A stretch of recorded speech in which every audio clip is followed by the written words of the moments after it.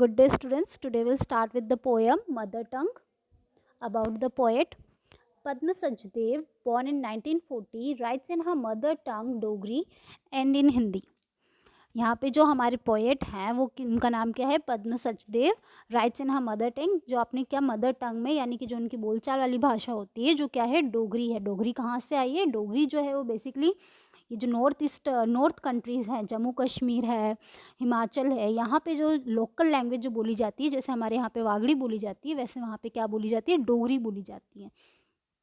तो जो पद्मा सचदेव हैं वो डोगरी और हिंदी में लिखती हैं. She has received many awards for her poetry, including the साहित्य अकेडमी अवार्ड. उनको अपनी पोएट्रीज़ के लिए, अपनी पोएम्स के लिए बहुत सारे अवार्ड मिले, इंक्लूडिंग साहित्य अकेडमी अवार्ड, जिसमें से एक उनको साहित्य अकेडमी अवार्ड भी मिला है. She received at the age of 30 for her first collection of Dogri poem. उनको वो जो साहित्य अकेडमी अवार्ड था वो किस चीज़ के लिए मिला था? उनकी कलेक्शन ऑफ पोएम, मतलब एक पूरा पोएम का कलेक्शन है जो उन्होंने डोगरी में लिखा था, वो उनको एट द एज ऑफ 30 की एज में मिला था. The above poem translated from the original Dogri. जो ये आपकी पोएम दे रखी है वो ओरिजिनल, मतलब जो ओरिजिनल लैंग्वेज थी वो उसकी क्या थी? डोगरी में लिखी गई थी, जिसको बाद में इंग्लिश में ट्रांसलेट किया है. Bemoans the deprivation of Dogri as it native script Sharada. अब यहाँ पे वो क्या हो रहा है? Bemoans the deprivation. वो यहाँ पे बता रही हैं कि किस तरह जो डोगरी है उसका जो यूजेज है वो क्या होता जा रहा है? धीरे धीरे कम होता जा रहा है. किस तरह लोग जो हैं वो हिंदी या फिर किसी भी और लैंग्वेज को एक्सेप्ट करते जा रहे हैं, और जो डोगरी का यूज़ है वो क्या होता जा रहा है? बहुत ज़्यादा कम होता जा रहा है. That evolve from the original Brahmi. जो डोगरी है वो कहाँ से आई है? जो डोगरी है वो ब्राह्मी नाम की लैंग्वेज से आई है. Once widely used by people of all religions in the valley. जहाँ पे ये फर्स्ट टाइम जो वैली यानी कि कश्मीर में जब ये यूज़ की जाती थी तो हर रिलीजन के लोग क्या यूज़ करते थे? इसी को ही यूज़ करते थे. Sharada for various reason came to be replaced by the Persian script. और क्या होने लगा? इन्वेजन आने लगे, बाद में लड़ाई होने लगी, तो उसकी वजह से क्या होने लगा? जो उनकी जो मौलिक भाषा थी, जो शारदे थी, वो बहुत सारे कारणों की वजह से उसको पर्शियन स्क्रिप्ट से, पर्शिया की लैंग्वेज से क्या कर दिया गया? एक्सचेंज कर दिया गया. Presently both Persian and Devanagari scripts are used for Dogri. वो बोल रहे हैं कि प्रेजेंटली, आज के समय में, हिंदी और उर्दू, जिसको क्या बोला जाता है? पर्शियन और देवनागरी कहा जाता है, वो कहाँ पे यूज़ होती है? Scripts are used for Dogri. वो डोगरी की स्क्रिप्ट्स के लिए यूज़ करी जाती है. A language listed in the schedule 8 of constitution of India. ये जो लैंग्वेजेस हैं वो क्या है? हमारे कॉन्स्टिट्यूशन में इंक्लूडेड है. Now what this poem is about. ये जो पोएम है इसके अंदर क्या हो रहा है? कॉन्वर्सेशन हो रहा है. कॉन्वर्सेशन यानी कि बातचीत हो रही है. किसके बीच में? ऑथर के बीच में और एक और पर्सन, यानी कि वो पर्सन कौन है वो जैसे हम पोएम पढ़ेंगे तो उसमें आपको पता चलेगा. ठीक है, तो उनके बीच में क्या हो रहा है? कॉन्वर्सेशन हो रहा है, जिसमें जो ऑथर है वो बताती है कि वो किसकी स्लेव है, वो किसकी नौकर है. वो अपनी भाषा की, अपनी डोगरी की क्या है? नौकर है. और उनका काम है, उनका कर्तव्य क्या है? उनका कर्तव्य यही है कि एज अ सेवक होने के कारण, डोगरी के सेवक होने के कारण उनका एक ही कर्तव्य है कि वो क्या करे? उस लैंग्वेज में, डोगरी में अलग अलग कविताएं, अलग अलग कार्य करते रहें, जिससे क्या हो सके? उस लैंग्वेज को बाकी लोग भी जाने, बाकी लोग भी समझे, बाकी लोग भी क्या कर सके? उस नॉलेज को, उस लैंग्वेज को एंजॉय कर सकें. तो यही चीज़ उन्होंने क्या करी है? इस पोएम के अंदर एक्सप्लेन करी है. एक और चीज़ जो उन्होंने यहाँ पे हाईलाइट करी है वो क्या यूज़ की है? कैपिटलिज्म. या हाईलाइट क्या है? कैपिटलिज्म क्या होता है कि धीरे धीरे लोग किसको महत्व देने लगे? धीरे धीरे लोग पैसे को बहुत ज़्यादा महत्व देने लगे हैं. तो उसको क्या बोलते हैं हम? Capitalism. CAPITALISATION.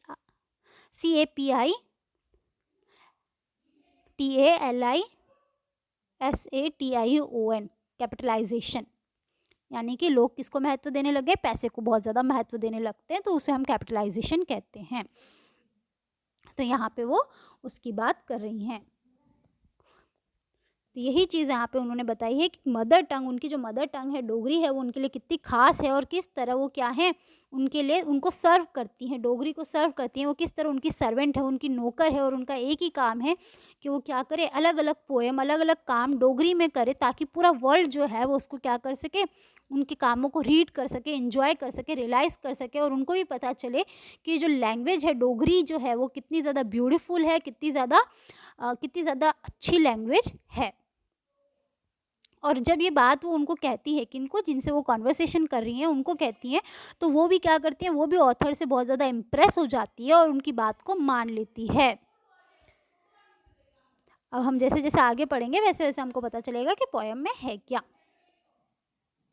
I approached Stem swinging on a reed and asked him to give me a quill. Irritated, he said, I gave you one only the other day, a new one. What have you done with it? Are you some sort of accountant with some shah writing account books where you need a new pen every other day? He asked. No, I don't work for shahs, I said, but for Shahni, very kind, very well off, and I am not the only one working for her. She has many servants ever ready to do her bidding. That Sahni is my mother tongue Dogri.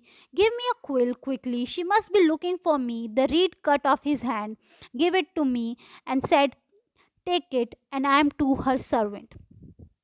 Now, सबसे पहले यहाँ पे आई किसके लिए use हुआ है? सबसे पहले यहाँ पे आई हमारी ऑथर के लिए यूज़ हुआ है. नाउ क्या बोल रही हैं वो? I approached a stem swinging on a reed and asked him to give me a quill. Irritated, he said. Okay, I approach stem. यहाँ पे ऑथर क्या करती है, यहाँ पे जो पोएटेस है वो किसके पास जाती है? एक स्टेम. स्टेम यानी कि एक पेड़ के एक डाल के पास जाती है. Swinging on a read. Swinging on a read यानी कि वही कि एक पेड़ है, उसकी डाल पे क्या लगी हुई है? एक स्टेम लगी हुई है, एक लकड़ी सी लगी हुई है. ठीक है, उसके पास जाती है और उनसे पूछती है, आस्क्ड हिम, और उससे पूछती है to give me a quill, कि वो मुझे क्या दे? क्विल दे. क्विल यानी कि पेन. ठीक है, तो उसको बोलती है to give me a pen, कि तुम मुझे क्या दो? एक पेन दो. बहुत ही सिंपल लाइन है, बहुत ही कॉलोक्वियल लैंग्वेज में यूज़ करी गई है, जिसका मीनिंग कोई डबल मीनिंग नहीं है, सिंपल सा मीनिंग है कि क्या होता है, जो ऑथर होती है वो एक स्टेम के पास, एक ब्रांच के पास, पेड़ की जो ब्रांच होती है, डंडी होती है, उसके पास जाके बोलती है कि तुम मुझे क्या दो? एक क्विल, एक पेन, मुझे कुछ भी करके दो. तो यहाँ पे क्या हो रहा है? यहाँ पे जो approached stem swinging and asked him to give me a pen. अब यहाँ पे क्या है? स्टेम के लिए क्या यूज़ हुआ है? पर्सोनिफिकेशन यूज़ हुआ है. Personification is to give human quality to any other being. यहाँ पे क्या हुआ है? पर्सोनिफिकेशन हुआ है. पर्सोनिफिकेशन को किसकी तरह ट्रीट किया है? इंसान की तरह ट्रीट किया गया है, जो क्या कर रहा है? जो ऑथर से बात कर सकता है, उनसे कॉन्वर्स कर सकता है. तो जैसा कि मैंने कहा था, यहाँ पे क्या हो रहा है? कॉन्वर्सेशन हो रहा है, बातचीत हो रही है. तो ऑथर किससे बात कर रही है? एक पेड़ की ब्रांच से, एक पेड़ की है ना स्टेम से वो क्या कर रही हैं? बात कर रही हैं. Irritated, he said, I gave you one only the other day, a new one. What have you done with it? Are you some sort of accountant with Shah writing account books where you need pen every other day? He asked. अब यहाँ पे क्या होता है? जब वो उसको बोलती है कि मुझे क्या चाहिए? क्विल चाहिए, तो क्या हो जाता है? इरिटेटेड. इरिटेटेड यानी कि चिड़चिड़ापन, है ना? चिड़चिड़े हो जाता है, अनॉय हो जाता है. अनॉय, चिड़चिड़े को हम एक और क्या बोलते हैं? अनॉय, ANNOU, OY, सॉरी, OY. ठीक है, इरिटेट, वो उसको इरिटेशन हो जाता है, गुस्सा हो जाता है. क्यों हो जाता है? वो बोलता है I gave you one only the other day, a new one. वो बोलता है कि कल ही, अदर डे मतलब लास्ट डे ही तो मैंने तुम्हें क्या दी थी? एक क्विल, एक पेन दिया था. अ न्यू वन, जो क्या था? बिल्कुल ही नया था.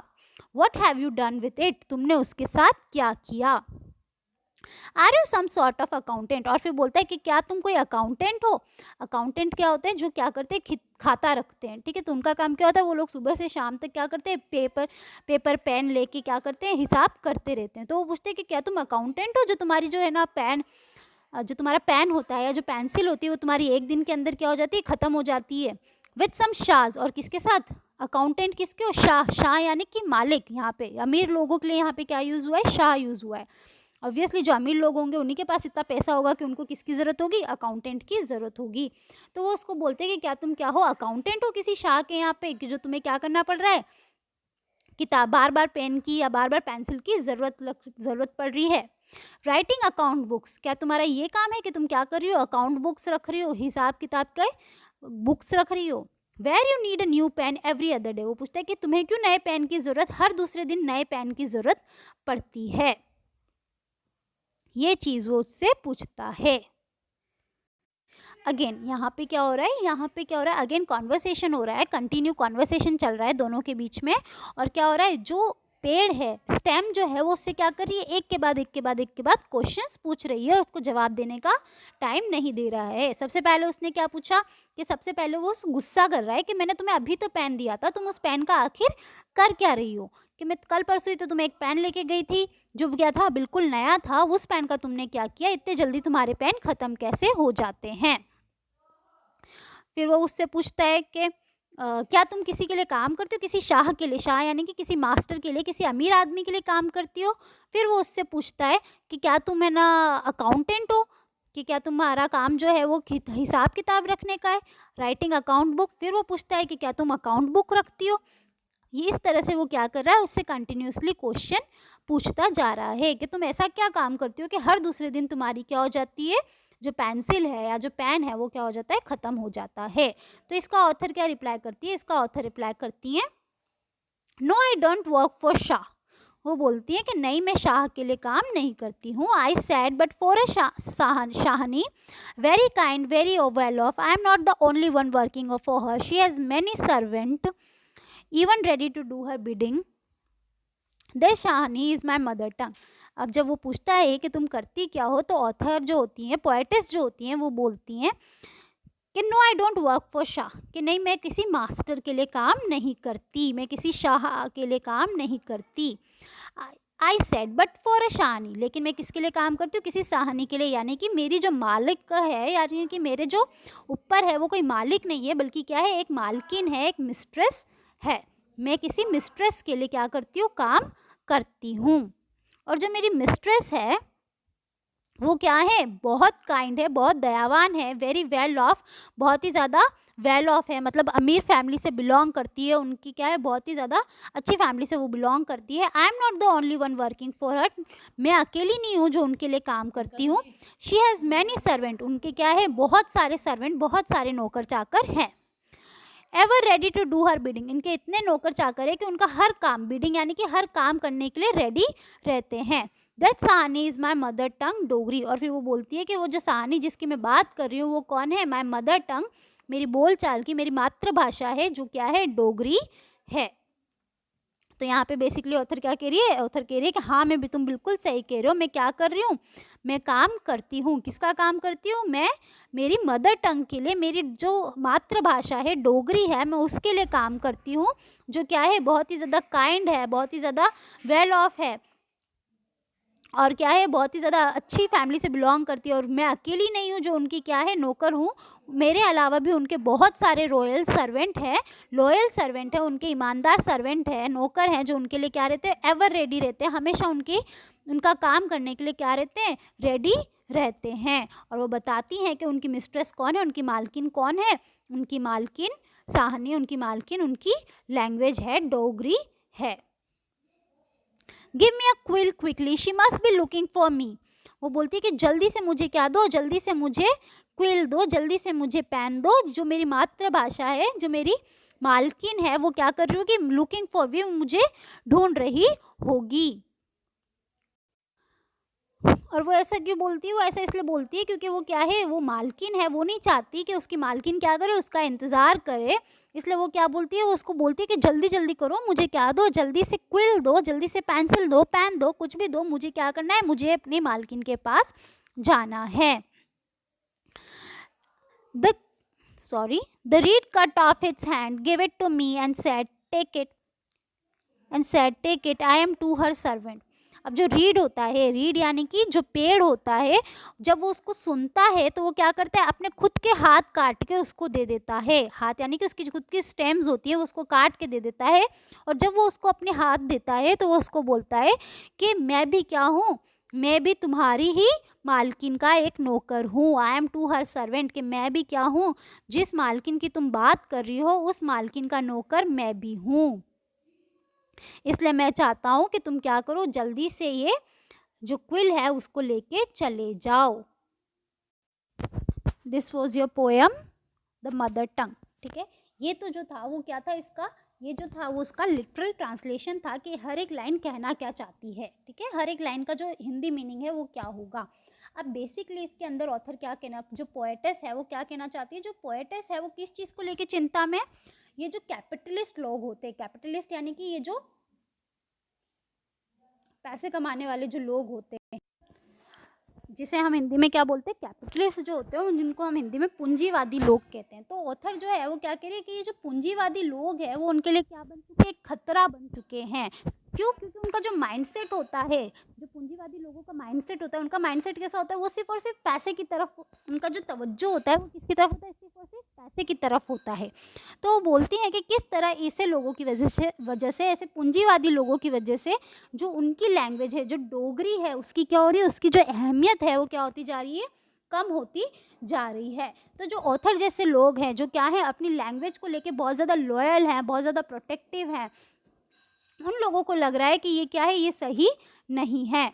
वो लोगों को लग रहा है कि क्या हो रहा है, ऐसे लोगों की वजह से जो हमारी लैंग्वेज है उसकी इम्पोर्टेंस क्या होती जा रही है, कम होती जा रही है। उन्हें अच्छा नहीं लग रहा कि जो लोग हैं वो क्या होते जा रहे हैं, उनकी लैंग्वेज को भूलते जा रहे हैं। किस तरह से उनकी लैंग्वेज को क्या करा जा रहा है, अपनी ज़रूरतों के हिसाब से बदला जा रहा है।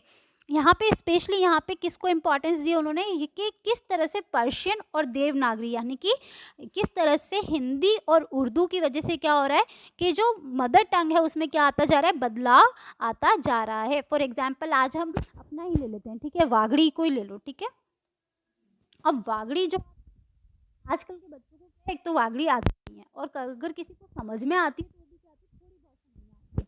अब क्या होता है कि आप देखोगे कि किस तरह से है ना, वागड़ी जो है आप अपने पेरेंट्स की लैंग्वेज समझ लेते हो कि वो क्या कह रहे हैं, क्या नहीं कह रहे वागड़ी में।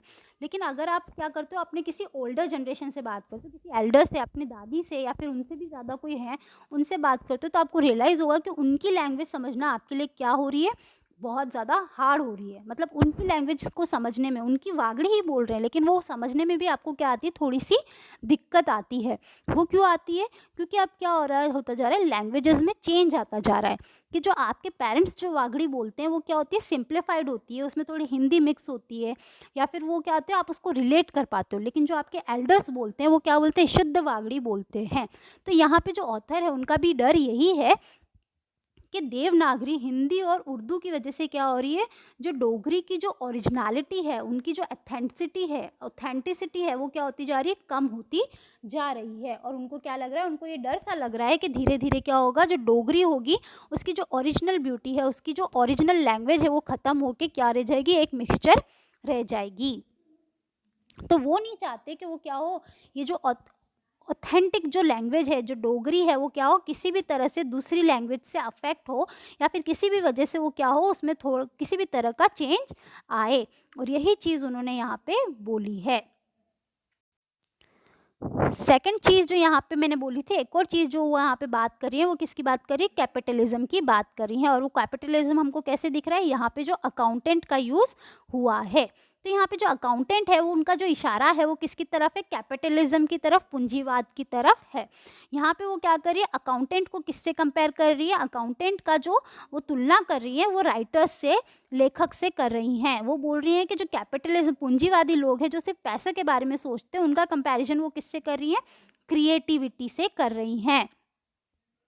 वो क्या बोल रही हैं कि जो अकाउंटेंट होते हैं उनके लिए जो क्विल है, जो पेंसिल है, वो किस काम की, वो सिर्फ हिसाब ऐसा ये रखने के लिए है। लेकिन जो राइटर्स हैं, जो डोगरी का अच्छे से यूज़ करते हैं, उनके लिए क्या है, उनके लिए पेंसिल क्या है, क्रिएटिविटी की, सृजनात्मक चीज़ों की, सृजनात्मक चीज़ें बनाने का क्या है, एक तरीका है।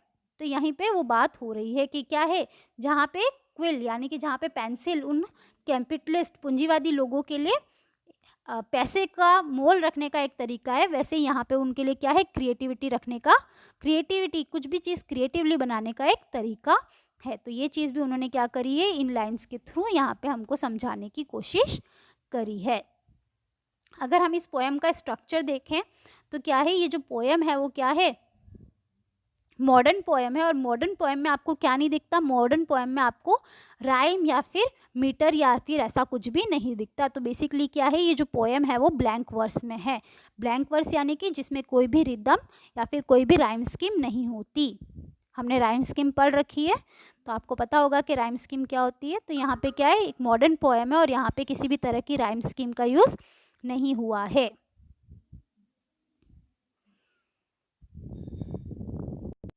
इसके अलावा इसके अंदर लिटरेरी टर्म हमने डिस्कस करी थी, पर्सोनिफिकेशन है। इसके अलावा कोई भी ऐसी अलग सी लिटरेरी टर्म यूज़ नहीं हुई है। एक और चीज़ जो इसमें ऐड कर सकते हैं वो है इमेजरी। इमेजरी कैसे? इमेजरी यानी कि इमेजरी में क्या होता है, जो ऑथर होता है, जो पोएट होता है, वो आपको क्या करता है, एक इमेज सोचने के लिए, एक चित्र, आपके दिमाग में एक चित्र बनाने की कोशिश करता है। तो वो चित्र कैसे बन रहा है? ऑथर जो है वो आपके दिमाग में एक कॉन्वर्सेशन बताना चाहता है, एक डायलॉग्स एक्सचेंज हो रहे हैं यहाँ पे किसके बीच में? स्टैम और ऑथर के बीच में। तो वो क्या, एक पूरी इमेज है जो वो आपके दिमाग में क्रिएट करना चाहता है। उसके अलावा डायलॉग्स का यूज़ हुआ है, जैसा कि मैंने कहा था कि क्या हो रहा है यहाँ पे, कॉन्वर्सेशन हो रहा है, किसके बीच में हो रहा है? ऑथर और पोएट और पोएटेस के बीच में हो रहा है। So this was your poem the mother tongue.